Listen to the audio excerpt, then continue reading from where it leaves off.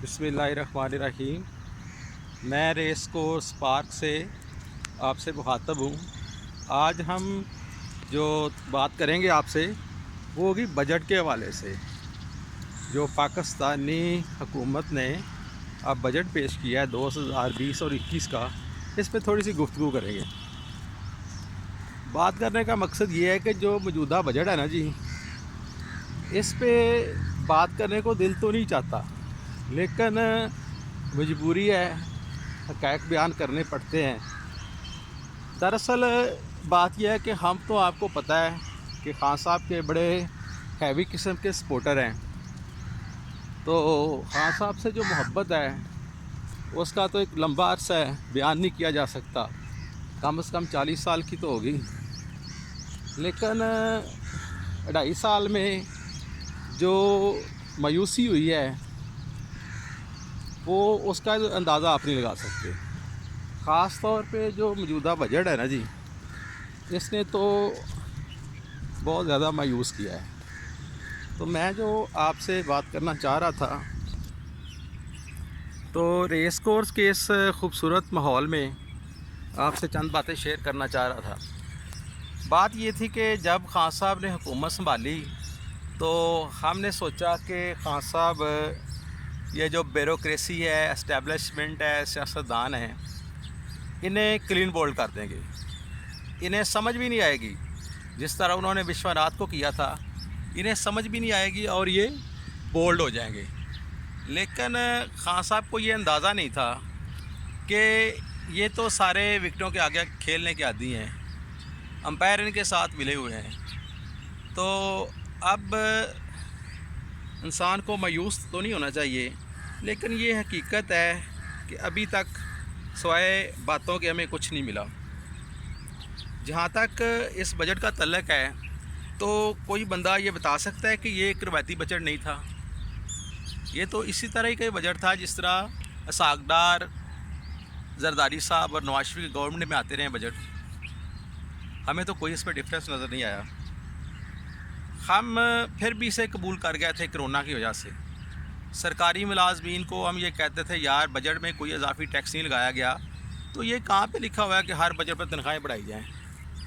लेकिन खान साहब, जब आपने पेट्रोल का 25 रुपये का टीका लगा दिया है, तो अब तो कोई जवाज़ ही नहीं बनता, अब तो डिफेंड ही नहीं किया जा सकता। जहाँ तक पाकिस्तान के बजट का तल्लक होता है, ये तो जब आवाम उसे भुगतती है तो फिर पता चलता है। ये जो ज़बानी जमा तफरीक होते हैं, इतने टैक्सेस कम कर दिए, इतना कुछ कर दिया, लेकिन आवाम को उसका कोई रिलीफ नहीं मिलता। उसका अगर कोई रिलीफ मिलता है तो वो सिर्फ़ सनतकार ही ले जाते हैं। मेरे ख़्याल के मुताबिक खान साहब का ये जो बजट था ना, ये टर्निंग पॉइंट होना चाहिए था। इसमें ऐसी असलाहत होनी चाहिए थी कि हर बंदा जो है ना वो खान साहब के पीछे लग जाता। लेकिन बात वो अफसोस के साथ कहना पड़ती है कि पाकिस्तान को जितने भी वज़ीर ख़जाना मिले हैं, उनकी पाकिस्तान में जो सरमायाकारी होती है वो सिर्फ़ एक ब्रीफ केस होता है।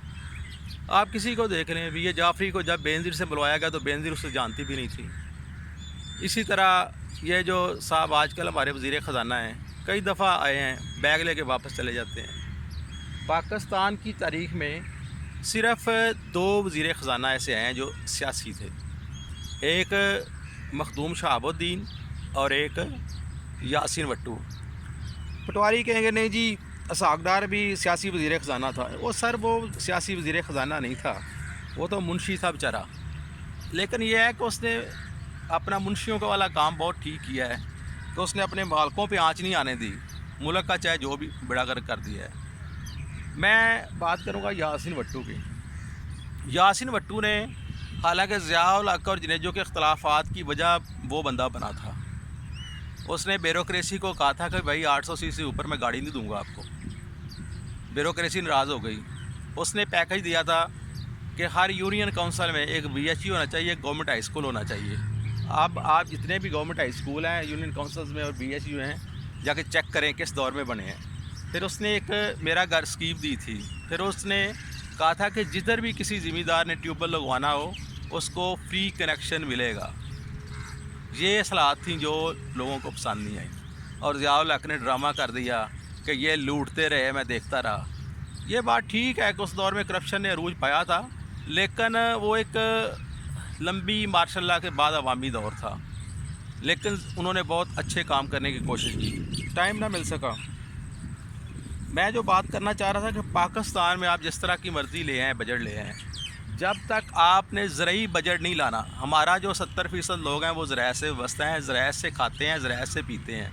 آپ دیکھیں ان ملکوں کے حال کرونا کی وجہ سے، جن کا دارومدار صرف سیاحت پر تھا، جن کی ایئر لائنز دیوالیہ ہو رہی ہیں، جن کے ملک میں لوگوں میں افراتفری پھیل رہی ہے، لیکن آپ کے ملک میں وہ حال کیوں نہیں کہ آپ کا 70% لوگ جو ہیں وہ اپنا خود ہی اگاتے ہیں، خود ہی کھاتے ہیں۔ پاکستان کو ایک زرعی بجٹ لانا چاہیے تھا۔ آپ نے زراعت کو کیا دیا ہے؟ کچھ بھی نہ۔ آپ نے کیا اصلاحات لائے ہیں زراعت کے لیے؟ یہ جو بڑے بڑے لوگوں کو سبسڈی ملتی ہے، یہ صرف ذمہ داروں کو ملنی چاہیے، اور گورنمنٹ کو چاہیے تھا کہ وہ اس قبضہ مافیا سے جان چھڑا کے ایک انقلابی بجٹ پیش کرتی، تاکہ لوگوں کو پتہ چلتا کہ یہ جو وعدے کیے گئے ہیں پورے ہو رہے ہیں۔ آپ دیکھیں کہ ذمہ دار بیچارہ ہے، اس کی زندگی میں کوئی تبدیلی نہیں آ رہی۔ اگر آپ اس کو ٹیوب ویل پہ سبسڈی دیں، آپ صنعت کاروں کو سبسڈی دے رہے ہیں، اس کو نہیں دے رہے۔ آپ انہیں یونٹ کونسل لیول پہ مشینری پرووائڈ کریں جو اسے فری ملے، اسے سستے بیج دیں۔ وہ بیچارہ تو سارا سال محنت کرتا ہے، بارش آتی ہے، انشورنس ہوتی کوئی نہیں، اس کی تباہی ہو جاتی ہے۔ اور آپ کی پلاننگ کا یہ عالم ہے کہ کبھی ٹماٹر یہاں 250 روپے کلو بکتا ہے، اور کبھی جناب 20 روپے کلو، 10 روپے کلو بک رہا ہوتا ہے۔ ذمہ دار بیچارہ کیا کرے؟ وہ تو کنفیوز ہو گیا ہے، اسے کوئی گائیڈ لائن ہی نہیں دیتا۔ آپ کی خیر سے زرعی یونیورسٹی ہے، وہ ادھر بیٹھے ہیں، تنخواہیں لے کے چلے جاتے ہیں۔ کبھی مجھے آپ بتائیں کسی زرعی افسر کو کام کرتے آپ نے دیکھا ہے؟ سر یہ چاہیے تھی آپ کو کرنا، آپ کو RSC سینٹر پہ ایک اچھے کو اپ گریڈ کرنا چاہیے تھا، وہاں گائناکالوجسٹ بٹھانا چاہیے تھا، یا وہاں آپ کو چلڈرن اسپیشلسٹ بٹھانا چاہیے تھا۔ آپ کو بچوں کے تعلیم کے جو ہیں وہ ماڈل اسکول بنانے چاہیے تھے، تاکہ آپ یہ جو لوگوں کا اعتماد خراب ہوا ہے تو ان میں چلو آپ تھوڑی بہت فیس رکھ لیتے، لیکن یہ پرائیویٹ اسکول کا مقابلہ کرتے، ان سے اچھے رزلٹ دیتے، تاکہ لوگ آپ کی طرف پلٹتے۔ کچھ نہیں کیا آپ نے۔ آپ کے بجٹ میں کیا ہے؟ وہی جمع تفریق جو زبانی چلتی رہتی ہے۔ تو ایک سب سے بڑی بات جو ہے میرے ذہن میں آ رہی تھی کہ خان صاحب شاید یہ کریں کہ کمیونٹی سینٹر کا نظام لائیں، جس طرح ملیشیا وغیرہ میں ہے۔ ہمارے ملک کو تو ٹھیکیدار لوٹ کے چلے گئے ہیں۔ 1,00,000 روپے کا کام ہوتا ہے، 60,000 روپیہ ٹھیکیدار گھر لے جاتا ہے، 40,000 روپیہ لگا دیتا ہے۔ سر آپ گاؤں میں کمیونٹی سینٹر بناتے، وہاں پڑھے لکھے لوگ، ہیڈ ماسٹر، اسکول کے ڈاکٹرز جو یونین کونسل پہ ہیں، ان سے پروجیکٹ لیتے، یہ نہیں کہ آفسوں میں بیٹھ کے پروجیکٹ بن جاتے، اور وہ پیسہ ان کو دیتے، ان کو کہتے آپ نے یہ کام کروانا ہے، دیکھتے ہیں ان کی عمریں کتنی ہوتی ہیں۔ ہمارے ٹھیکیدار کیا کرتے ہیں؟ ایک سڑک بنا کے جاتے ہیں، ابھی جناب چینی ادھر ہی پڑی ہوتی ہے، ساتھ ہی ٹوٹ جاتی ہے۔ اس ملک کو اس طرح بہت نقصان ہوا ہے۔ لاکھوں روپے کی بلڈنگ، 2 کمروں کے میں نے دیکھا ہے ٹینڈر کتنے ہیں، 3 کروڑ روپے کے، جو 50,000 جو زیادہ سے زیادہ 50 لاکھ کا کام تھا، وہ 3 کروڑ میں ہو رہا ہے۔ آپ لوگ اپنے گھر بناتے ہیں، 1 کروڑ میں بہترین گھر بنتا ہے، لیکن آپ دیکھیں کہ یہ جو ہمارے لوگ بناتے ہیں 2 کمرے، 1 برآمدہ سا اور 1 ساتھ لیٹرین، اور 1 کروڑ کا ٹینڈر دے دیا جی۔ سر ان چیزوں پہ نظر ثانی کرنی چاہیے تھی۔ یہ جو لوٹ مار تھی، یہی تو ہم نے تبدیلی کے لیے آپ کو ووٹ دیا تھا۔ تبدیلی کیا تھی؟ یہی تبدیلی چاہتے تھے ہم لوگ چاہتے تھے کہ 5 ایکڑ سے جو اوپر ہوا ذمہ دار ہے، جو 25 ایکڑ تک ہے، اسے آپ فری یعنی کہ بغیر لوننگ کے ٹریکٹر دیتے۔ ہم چاہتے تھے کہ ان ذمہ داروں کو آپ کسان کارڈ دیتے، انہیں روزانہ کسی پٹواری، کسی تھانے دار، کسی قانون کے آگے نہ جھکنا پڑتا، نہ آڑتلی کے پاس، نہ تھرڈ مین کے پاس۔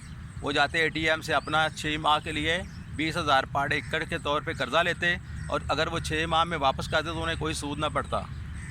دیکھتے ملک میں انقلاب آتا ہے کہ نہیں آتا۔ یہ کیا ہوا ہے؟ اس بجٹ میں کیا ہے؟ کوئی طبقہ خوش ہوا ہے؟ ماس ہوا ہے چند جو بڑے بڑے بزنس مین ہیں وہ تو، اور آپ انہیں جتنا مرضی خوش کر لیں، انہوں نے خوش نہیں ہونا۔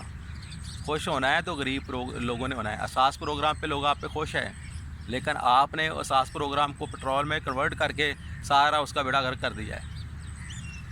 آپ نے اتنی تقریریں کی ہیں کہ جب 75 روپے پہ پٹرول آیا ہے کہ مہنگائی غریب آدمی تک اس کا ریلیف ملا ہے، لیکن اب جب پٹرول بڑھا ہے تو آپ دیکھنا کس طرح اوپر جاتا ہے یہ سارا کام۔ پاکستان کو عینی ہاتھوں سے نپٹنے کی ضرورت ہے خان صاحب۔ یہ جو طریقہ ہے نا جی، اب لوگ کہتے ہیں کہ 2.5 سال گزرنے والے ہیں، کچھ نہیں کیا، باقی میں کیا کر لیں گے۔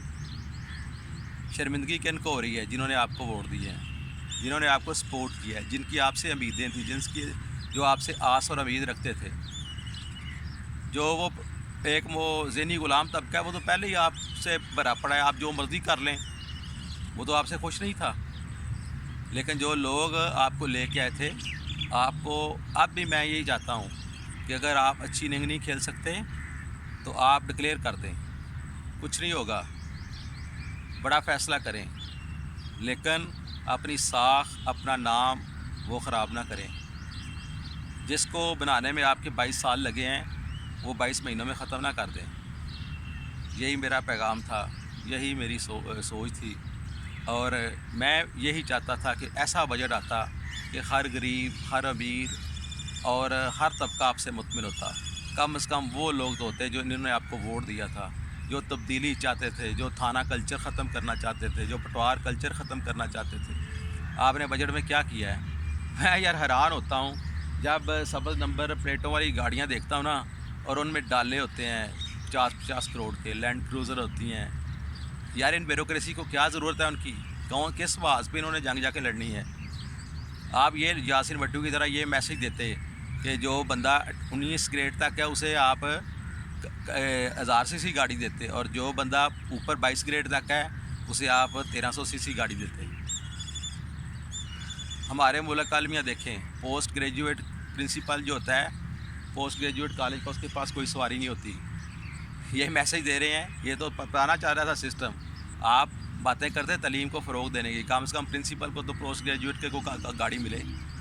وہ بیچارہ اس کو ایک کلٹس دینے سے کیا فرق پڑ جاتا ہے بجٹ پہ، لیکن ایک میسج جاتا ہے، ایک تبدیلی کا میسج جاتا ہے، پڑھے لکھے لوگوں کی قدر ہو رہی ہے۔ خدا را کچھ سوچیں۔ میں جناب ریس کورس پارک سے آپ سے اجازت چاہوں گا۔ اللہ حافظ۔ اتنے پیارے ماحول میں اتنی تلخ باتیں ہوئی ہیں، لیکن یقین جانے کرنے کو جی نہیں چاہتا تھا، لیکن مجبوری تھی۔ خدا حافظ۔